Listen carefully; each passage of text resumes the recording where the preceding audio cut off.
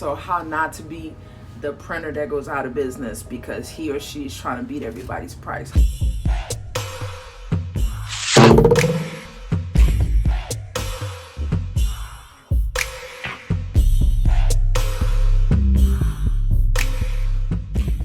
Hi, my name is Maya G. I've been a decorator for the past 7 years, focusing on fashion and brands for the past 4 years. And the purpose of my channel is to help you stay in business with your decoration business. So if this channel sounds like something that, this sounds like something you might be interested in or want to get to know more about, go ahead and subscribe and like. All right, how to stay in business with your decoration business while competing with other printers. The truth is, most clients are going to come to you looking for the cheapest price. We all know that, right? Now, you have to figure out, are you bringing value to this client?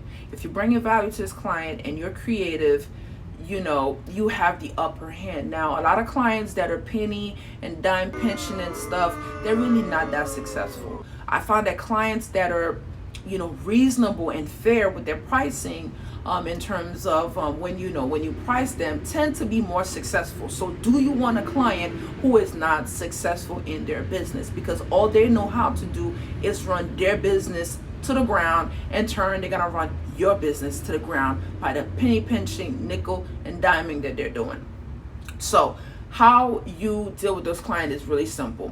You try to be as fair as you can. So let's say, for instance, a shirt costs $2, right?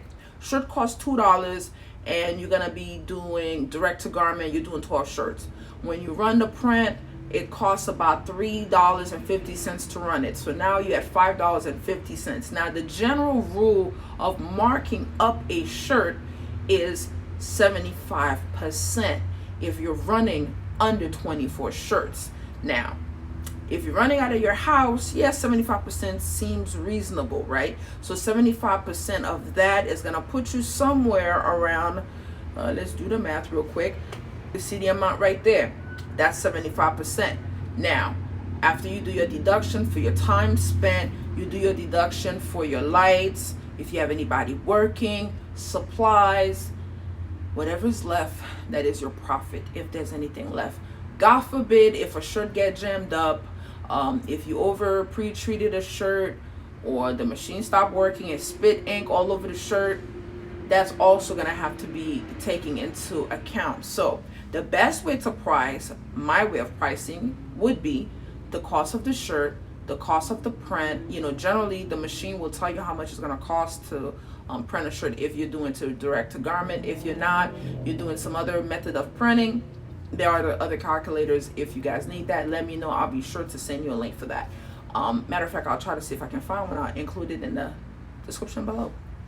All right, so that's you doing direct to garment. Direct to garment gives you the cost on how much it's going to cost to print. You got to take your cost into pre-treat. Now for pre-treat, guys, I pre-treat everything, whether it's a white shirt, black shirt, yellow shirt, it doesn't matter. I pre-treat everything. But there's other things about printing direct to garment that we will cover at a later time. But as far as pre-treating goes, I pre-treat every single thing.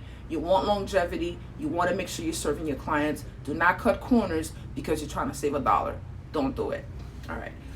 Moving on. All right. So now, once you get that actual cost plus the 75%, you can do all your deductions. And that way you'll be able to know what your profit is. If it doesn't make sense, then you need to work something out. Because what's going to happen is, with enough time, you're going to put yourself out of business. If you are in LLC, you're paying taxes, okay? You're paying local tax, you're paying state tax. Depending on where you live, you're paying taxes. That's one bill. All right, you're also paying for your supplies. That's another bill. You're also paying for your light. That's another bill. You're paying for you to show up to work and your employees to show up to work. That's another bill. So you want to make sure you're pricing accordingly and not putting yourself out of business. I don't know how people run business without making a profit. It makes no sense to me. Why would you want to get in business as an entrepreneur and remain the only employee in the business? That makes no sense. All right, so you want to make sure that it makes sense when you're pricing your clients. Hope this video helps you. It's not too long, it's rather simple. I'm gonna put the formulas down there on how to calculate your profit. If it doesn't make sense, you need to configure certain things, make adjustments. 75% is too low. Make it 100%. 100% is too low. Make it 125. Do what you need to do to make sure you grow your business, because the whole point of starting your business is to stay in business. All right, guys. Hope this video was very informative. Leave your comment below. Share, like, subscribe. Support this channel with just a click. That's it. That's all it takes. It's your girl, Maya G. Maya G, the Printer. Peace.